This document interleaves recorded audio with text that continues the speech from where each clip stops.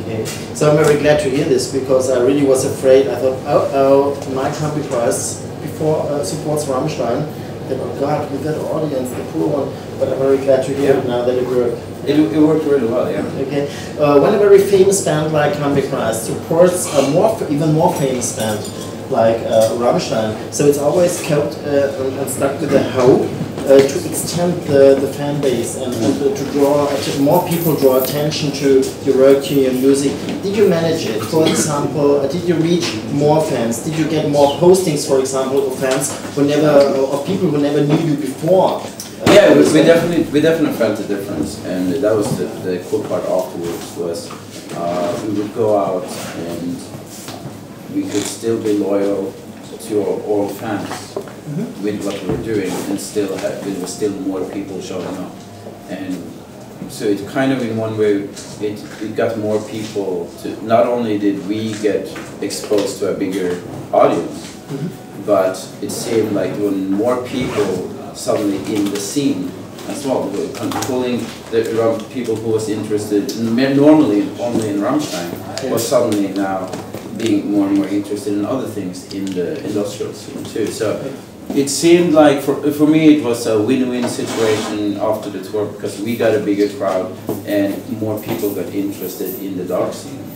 So because you know you can be a fan of Rammstein and they don't really have anything to do with the dark scene except from the music. So for us, we are very connected to the dark scene, obviously. So it helped. I feel like it helped the dark scene grow a little bit too, which is I'm really happy about for sure. So very fine. And another question. On the 1st of April, Roland Harris told me that story. You published on the official website of Combichrist that you are kidding Combichrist. Please tell me what happened then. That I quit in Combichrist? Roland told me it was you published this on an official website of Combichrist was to read, Andy, I'm kidding Combichrist as an April joke. You didn't know it all? Well, it was just an April joke. I'm allowed to be mean too. How did people react, you know?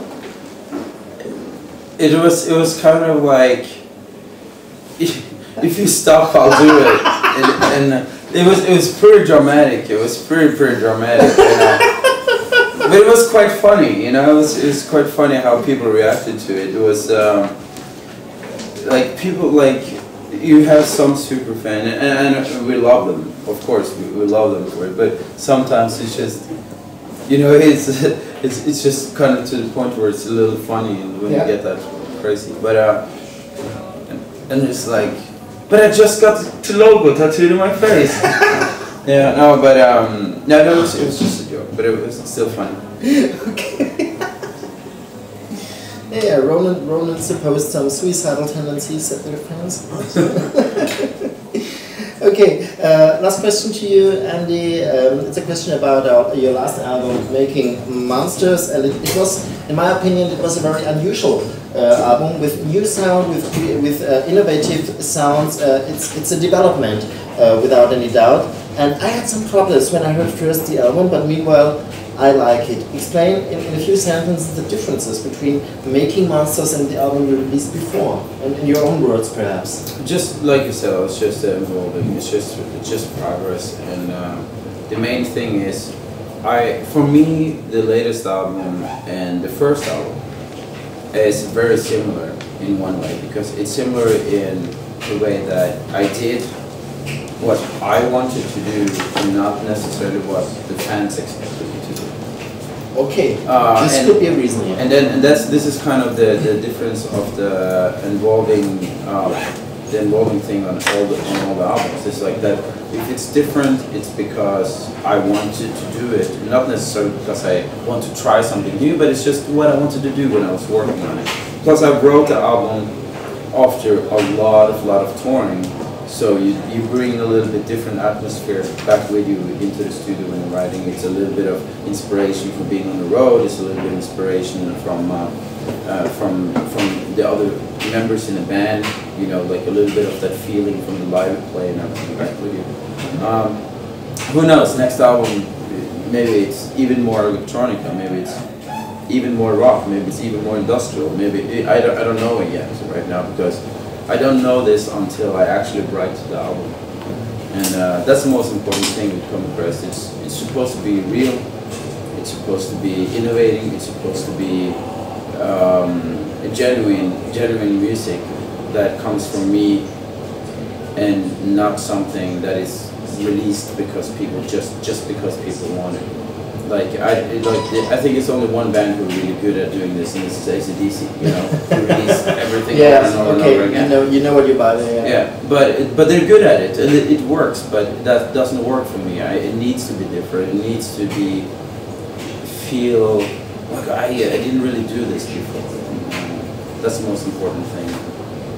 The music is still just as important to me now as it was in the beginning, and if not more. I mean, it's even more important.